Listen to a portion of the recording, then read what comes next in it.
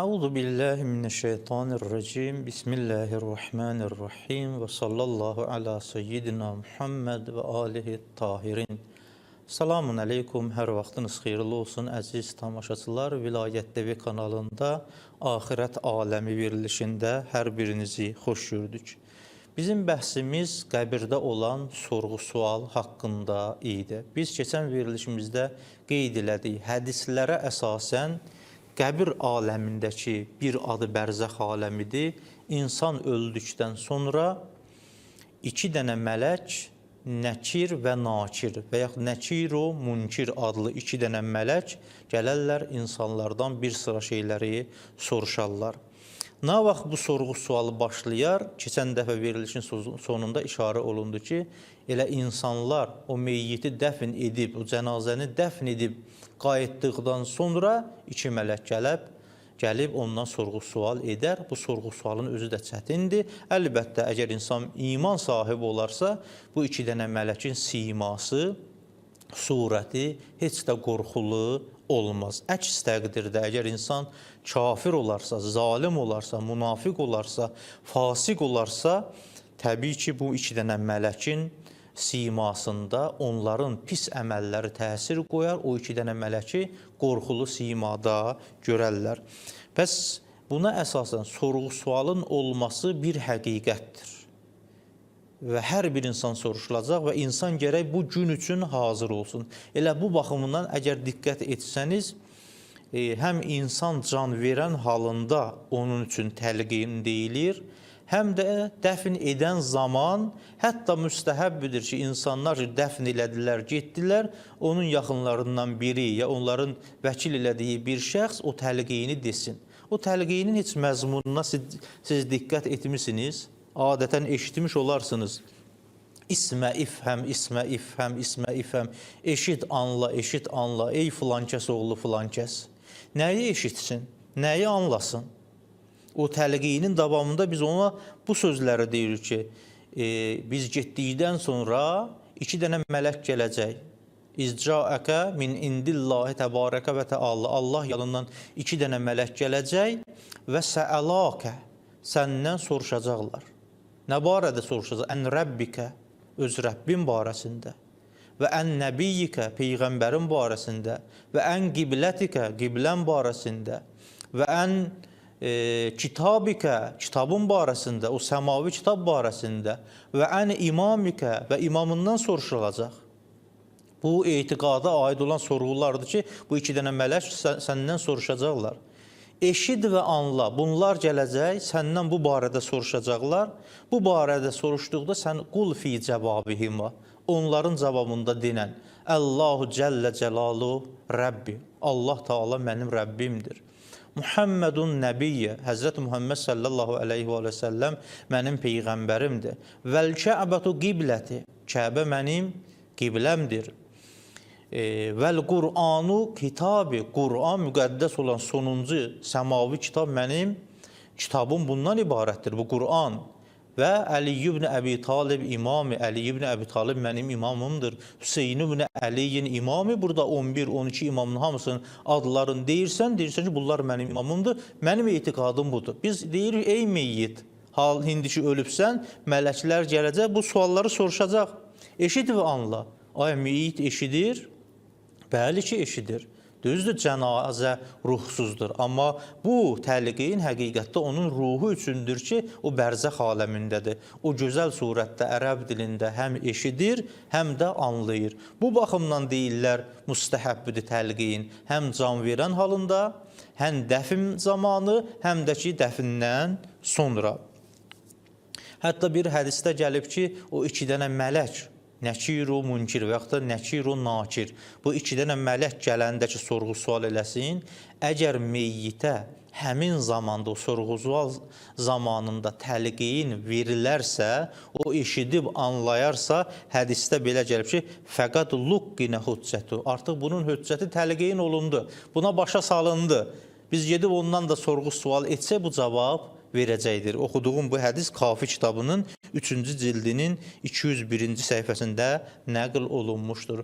Başqa bir bəhsədə istəyirəm işarə edəm, o da bundan ibarətdir. Əlbəttə bu təlqiyin əsasında bəzi məsələlərə işarə elədim, amma istəyirəm əlavə olaraq bir sıra məsələlərə də işarə edim. O da budur ki, baxın, bizim etiqadımıza əsasən, Quran ayələrinə, hədislərə əsasən qiyamətdə də sorğu-sual vardı. Eyni zamanda elə bu verilişdə işarə elədim və keçən verilişdə qəbirdə də, yəni bərzəx aləmində də sorğu-sual olacaqdır. Əgər qəbir aləmində, bərzəx aləmində sorğu-sual varsa, nə ehtiyac var qiyamətdə? Əgər qiyamətdə sorğu-sual olacaqsa, bərzəx aləmində nə üçün sorğu-sual olsun? Hədislərdə gəlib ki, bəli, həm qiyamətdə, həm bərzəx aləmində. Lakin bir fərqi vardır. O da bundan ibarətdir ki, bərzəx aləmində bizdən cüz'iyyatdan soruşulmayacaq. Bərzəx aləmində ümumi üsuli etiqad edən, külli şeylərdən bizdən soruşulacaq. Məsələn, bizdən soruşulacaq Allah barəsində işarə elədim. Elə sən yalnız deyəcəksən ki, əgər deyə bilsən, mənim Rəbbim Allahdır. Bu qədərinə kifayətlənəcək. Amma bu Allaha nə qədər mərifətin vardır, bu Allah üçün nə qədər çalışdığın, bu Allahın sıfat-ı sübudiyyəsi, səlbiyyəsi, bu cüz'i şeylərdən artıq soruşulmayacaq. Və yaxud hədislərə əsasən, əvvəl-ü ma yuhasəb bihil insan əs-səlat. İlk şey ki, insandan soruşulacaq namazdır, qəbir aləmində. Baxın, əsli namazdan bizdən soruşulacaq ki, namaz qılansan yoxsa yox. Amma namazı necə qılıbsan? Niyyətin xalis idi, rüksun tam elədin, səcdələri tam şəkildə tələsmədən, səhlənkarlıq eləmədən, soyuq yanaşmadan, bu cüz'iyyat artıq bərzəx aləmində soruşulmayacaq. Elə soruşacaqlar, namaz qılan idin yoxsa yox. Əgər namaz qılan idin, artıq səndən əl götürəcəklər.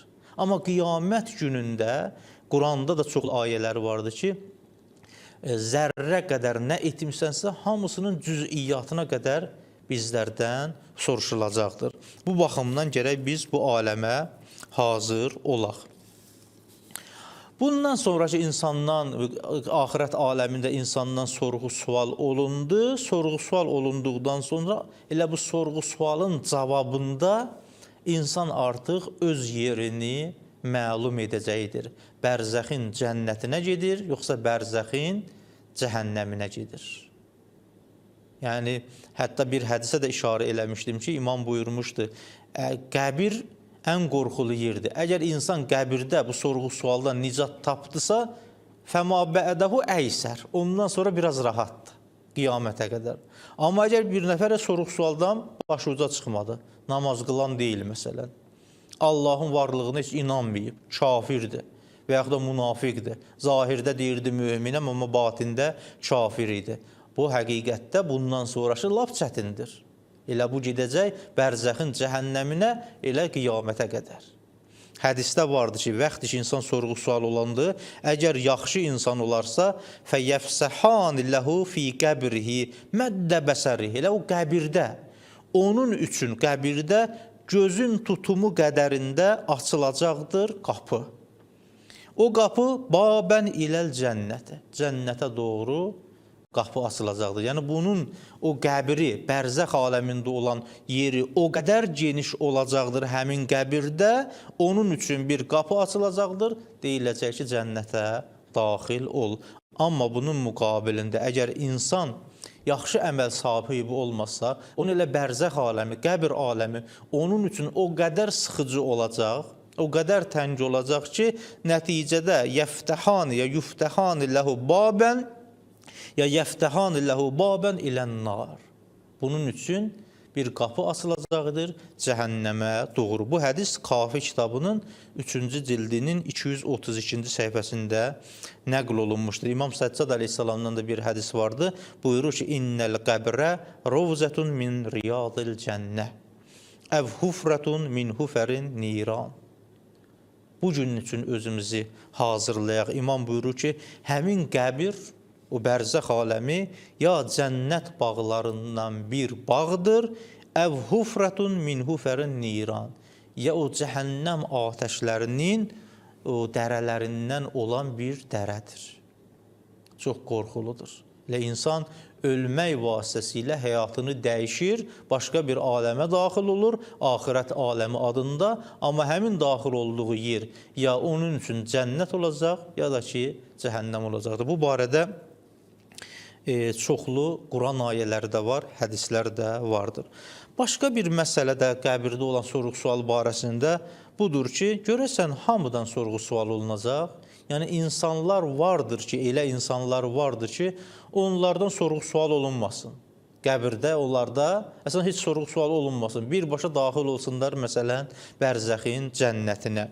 Çoxlu hədisləri vardı. Çoxlu hədisləri var ki, demək olar ki, hamıdan sorğu-sual olunacaq. Sadəcə olaraq bir sıra hədislərdə keçib xalis möminlər və xalis kafirlər. Onlar ki, imanlarında xalisdirlər, onlar ki, küfürlərində xalisdirlər. Bunlardan sorğu-sual olunacaq.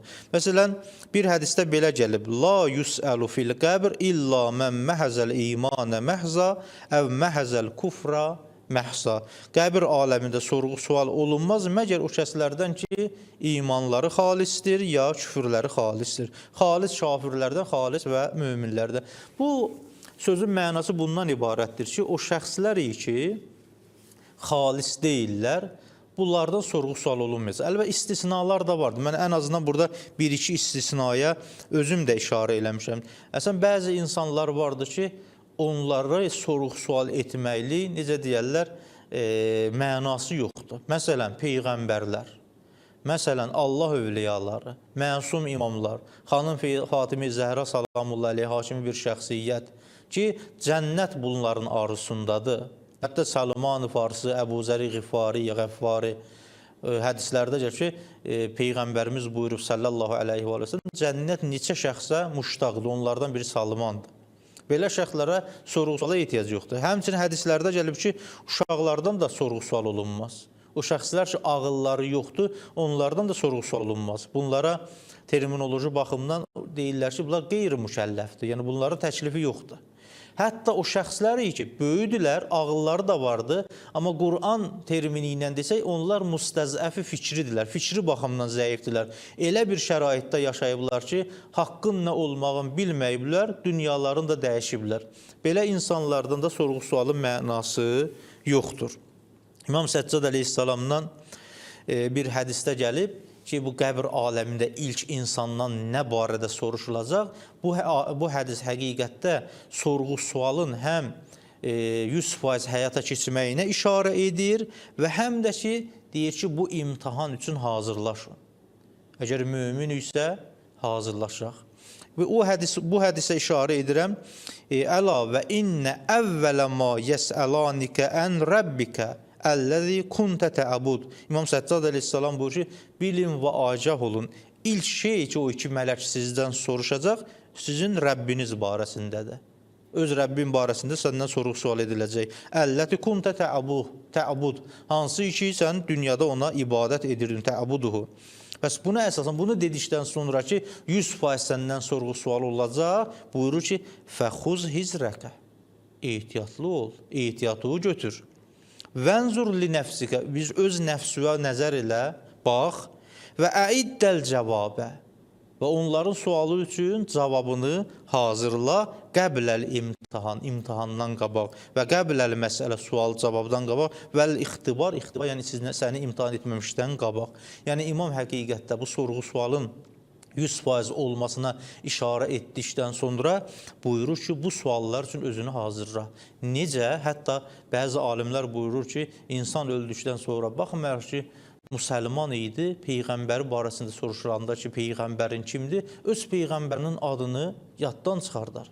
Əgər bir insan bu dünyada Peyğəmbərin həyatını kimi həyata malik olmayıbsa, Allahına etiqadı olub, ona ibadət etməyibsə, inanc əsasında, doğru düzgün inanc əsasında yaşamayıbsa, belə bir insan hətta bu dünyada əzbərləsə də ki, mənim Allahım, Rəbbim Allahdır, Peyğəmbərim Muhamməddir, yenə də görəcəksən ki, dili topuq vuracaq, o iki dənə mələkin sorğu-sualına doğru cavab verə bilməyəcək.